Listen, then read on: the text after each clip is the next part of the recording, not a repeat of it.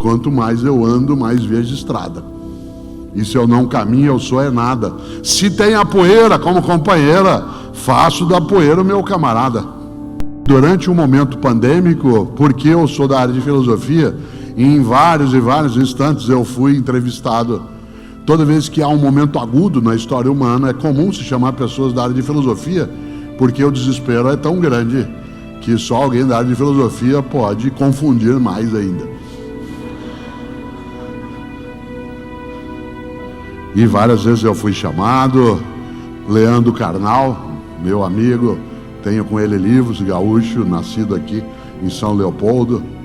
Aliás, ele faz uma coisa absolutamente carinhosa comigo e irritante, que agora ele não pode fazer mais, porque eu sou paranaense, ele gaúcho, e ele dizia sempre, olhando para mim: vocês do norte. E eu sou paranaense. Agora eu digo: calma lá, eu tenho título. Agora também sou. Olha que coisa boa. O Carnal, o Luiz Felipe Pondé, o Clóvis de Barros Filho e outras pessoas da área de filosofia fomos muito perguntados, porque nós tomamos um susto em 2020 inacreditável. Ele persiste, né? Ele persiste de vários modos. A gente, quando achou que ia repousar um pouco agora, vem outra coisa chegando. E aí parece quando Geraldo Vandré cantava. Geraldo Vandré, um gênio paraibano da música, um homem que criou nos anos 1960 uma ideia marcante num festival, que é a música Para Não Dizer Que Não Falei das Flores, em que ele cantava: quem sabe faz a hora, não espera acontecer. Ele pegou a frase latina, quem sabe faz a hora, que aliás dá título a um livro meu, lançado durante a pandemia, quem sabe faz a hora, que os latinos usavam, e acrescentou a ideia genial: quem sabe faz a hora, não espera acontecer, faz o melhor, faz a hora certa, a coisa certa, para as pessoas certas, no lugar certo e de modo certo. Já pensou? E nós em 2020 assustamos, inclusive porque nós estávamos imaginando, de modo até arrogante, nosso como espécie, que a única ameaça a nós como humanidade viria do espaço. Um meteoro, um asteroide. Aliás, preparamos tecnologia para enfrentá-los com mísseis que poderiam destruí-los ainda na vinda. E quem diria que ela veio do nosso convívio? E tomamos um susto imenso, porque a nossa arrogância nos deixava num estado de hiperpotência que não temos. De repente nos demos conta de duas coisas. As duas são importantes saber. A primeira, é muito ruim ter sabido como soubemos, e pela razão que soubemos, que é que nós não somos tão fortes assim. Nós não somos tão poderosos assim. E nós aprendemos isso do modo pior, porque a pior maneira de aprender é pela dor. Mas pior do que pela dor aprender é nada com a dor aprender. E por isso, embora a gente tenha aprendido que nós não somos tão poderosos, a segunda coisa, e essa aprendemos, é que nós também não somos tão fracos assim. Isto é, quando a gente junta capacidades, desejos, competências e inteligências, nós somos capazes de ultrapassar o horror, a tempestade poderosa. Aliás, quando do início, em 2020, desse momento mais traumático na nossa convivência, algumas pessoas, face ao horror, disseram: o que eu posso fazer? Se entregando. E para nossa benemerência, dezenas e dezenas de mulheres e homens pelo planeta fora, inclusive no nosso país, em vez de dizer o que eu posso fazer, de modo entregue, desanimado, desalentado, colocaram não reticências, 3 pontinhos ao final da expressão, mas colocaram um ponto de interrogação, que foi: o que eu posso fazer? Não de modo insolente, arrogante, mas de modo disponível.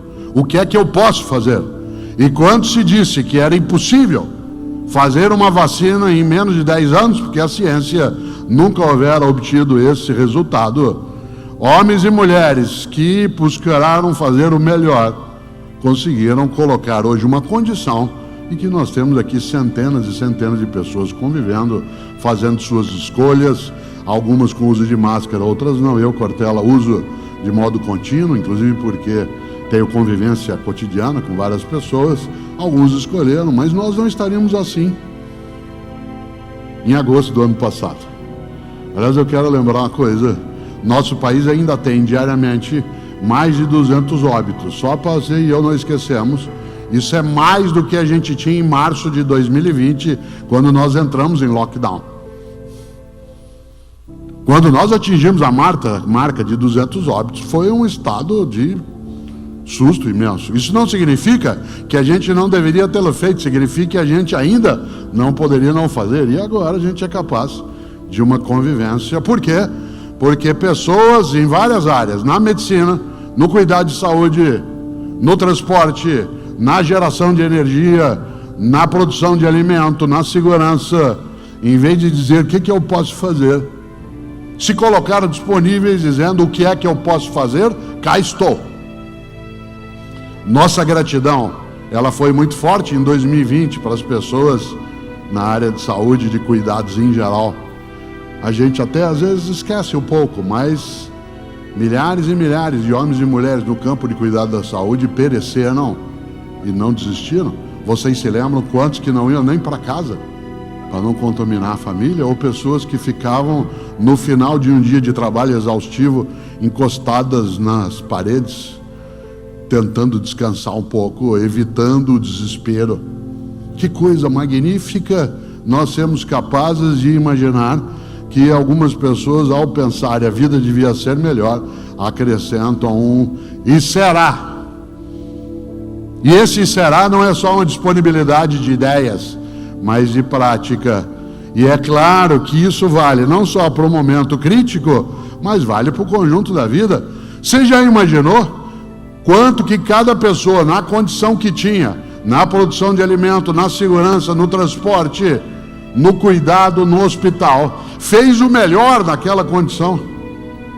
Porque se uma parte dessas pessoas dissesse: o que eu posso fazer, eu não tenho condição, parasse de fazer porque não tinha condição ideal para fazê-lo, ainda bem que pessoas foram capazes de pensar: vou fazer o meu melhor nesta condição. Eu moro na cidade de São Paulo com o Cláudio, numa área central, aliás, que é antiga, chamada Higienópolis, né? Porto Alegre também tem um bairro com esse nome, e aquela é uma área muito consolidada, e ali tem algumas praças, e onde tem praças, nesse momento mais difícil, né, da vida coletiva, tem muita gente que é de população de rua. Em São Paulo dobrou a população de rua, especialmente crianças com suas famílias. Antes a gente encontrava uma pessoa ou outra, né, homens ou mulheres sozinhos. Agora você tem famílias, por enquanto, mas não para sempre, porque o horror não pode ser entendido como normal. E aí, o que você encontra? A pessoa que está ali no meio de um lugar da praça, embaixo de uma árvore no meio da terra, com o que ela tem de propriedade, um saco preto com coisas, tudo varrido. Capricho é o lugar dela. Eu, em Londrina, criança ou depois mais adulto, ia visitar a casa de alguém na roça, na colônia, aquela casa que a gente chama de casa de pau a pique, sabe, madeira com barro trançado. Entrava na casa, chão de terra batida, tudo varrido. Capricho é você fazer o teu melhor na condição que você tem, enquanto você não tem condições melhores para fazer melhor ainda. Mas para que varrer o chão de terra? Capricho. Pedia eu para tomar um gole d'água, a mulher corria para pegar uma canequinha de ágata ou de alumínio, toda amassada, mas areada. Ela passava areia para aquilo ficar brilhando. O pobre, na colônia, na roça, ele tem roupa de vedeu. Vai à igreja, para um culto, uma missa, ele pode estar com a roupa que é antiga, ela pode estar até costurada, mas ela está limpinha. Alguns colocam até no sol para quarar. Capricho! Eu fui secretário de educação na cidade de São Paulo.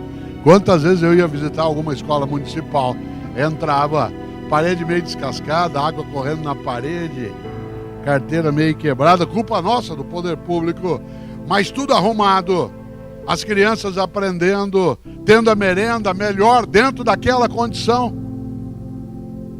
Capricho. Capricho na vida, no afeto, na formação. Isto é, não sermos mornas ou mornos. Lembrando algo que eu gosto de trazer à tona, para amarrar, para ir fechando e que em breve você se liberta. Que coisa boa! Alguns diriam, mas Cortella, já está tarde. Não só no horário, já está tarde na vida. Nessa hora quero lembrar de uma pessoa que eu tinha uma admiração imensa. Chico Xavier.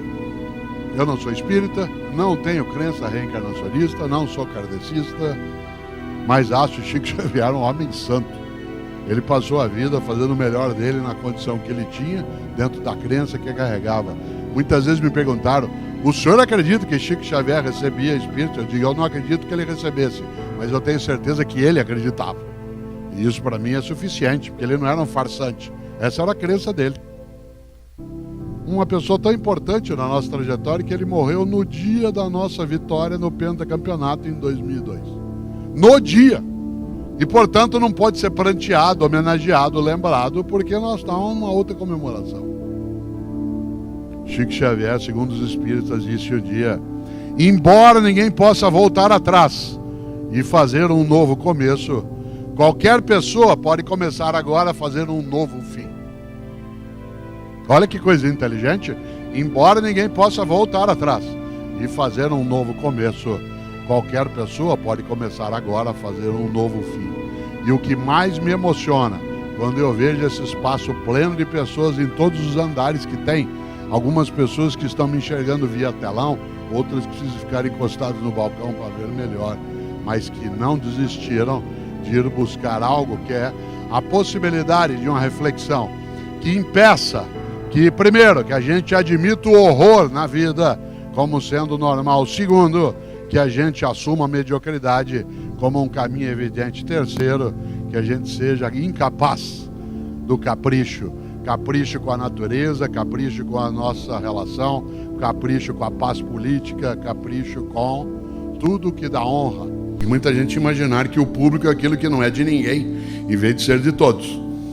Né? E por isso o descaso, em grande medida, vem também de uma sociedade que historicamente se construiu com uma percepção de que eu estou sendo assistido, né, pelo poder público. A nossa história colonial e uma parte, né, da história imperial e uma parcela significativa da nossa república nos colocou, a nós homens e mulheres cidadãos, como sendo beneficiados por um serviço em vez de proprietários do serviço.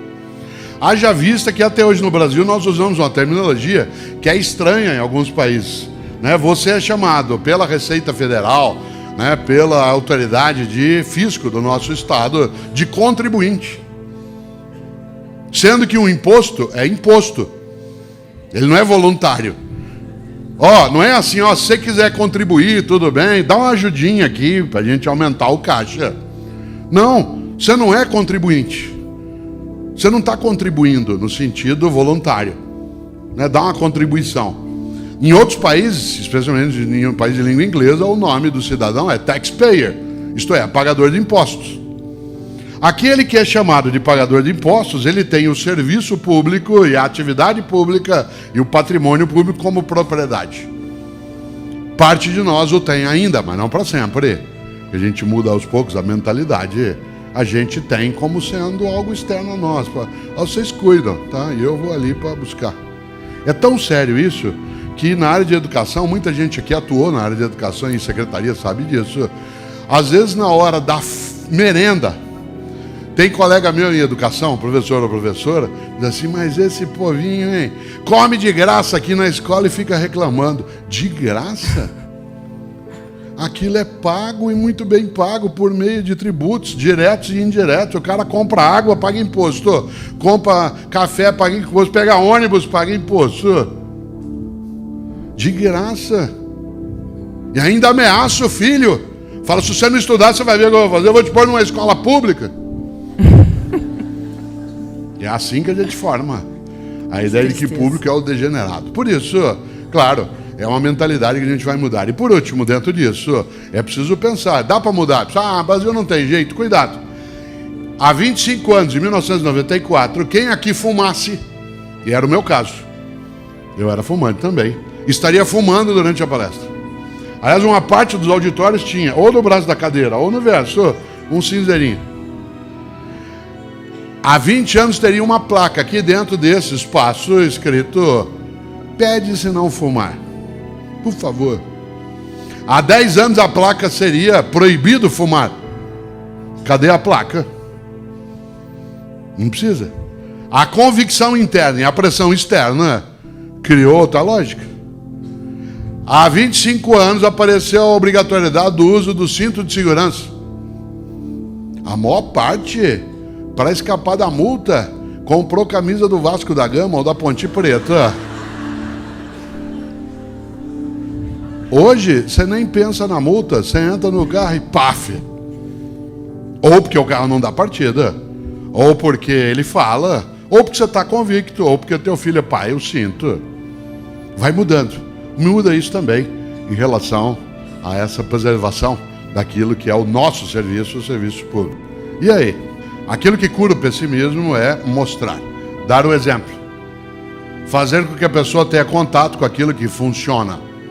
Isto é, quando você visita o nosso arquivo público, quando você vê aquilo funcionando, com os lugares, não com a condição plena que se deseja, porque isso ainda bem é um horizonte, não é um lugar onde se chega.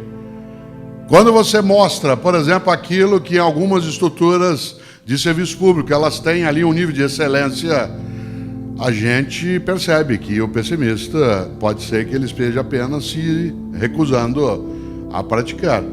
Há muitos lugares onde isso é feito. Quando a gente lembra da nossa irmã Dulce, eu a conheci pessoalmente, tive essa honra. Uma mulher que, pequenininha e frágil, há meio século, pegava sua sacolinha na Cidade Baixa, ali em Salvador, ia até a Praça Roma, onde tinha uma feira de alimentos, e no final da feira pedia alimento para as pessoas doarem o que estava velho ou não tinha sido vendido. E riam daquela velhinha freira, dizendo: ela está louca. E ela fez isso durante anos. Hoje a obra dela atende 60 mil pessoas por dia. Começou com a velhinha, com as costas inclinadas, porque ela dormiu sentada durante 27 anos, né? Ali. Bom, você mostra, funciona, né? Aí o pessimista diz: ah, mas isso é porque era a irmã Dulce. Sempre ele terá uma desculpa para ser vagabundo. Por isso, a única maneira de curar o pessimista é colocá-lo a trabalhar. E se ele não quiser trabalhar, ele tem que ser mandado embora. Né? E ele terá que ser mandado embora porque ele não serve. E a tarefa é servir. E porque ele, em vez de usar o poder para servir, usa o poder para se servir. Em qualquer nível, hierarquia e instância.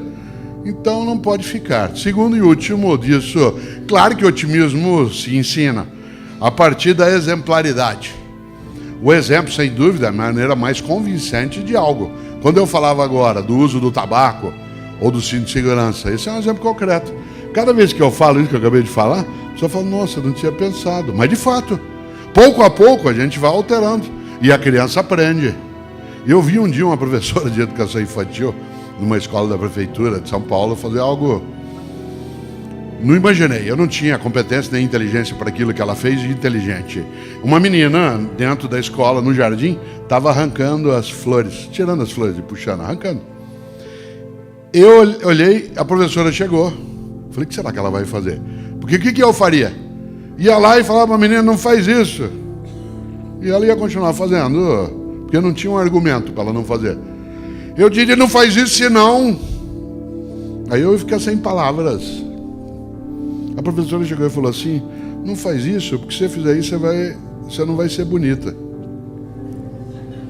Na hora a menininha saiu do arranco das flores. Aliás, ele não falou ser bonita, descontinuar bonita. Eu achei mais bonito ainda ela dizer, porque se ela disser não vai ser bonita, está dizendo que você não é. Ela usou: você não vai continuar bonita. Aí a menina saiu. Olha que coisa, a exemplaridade.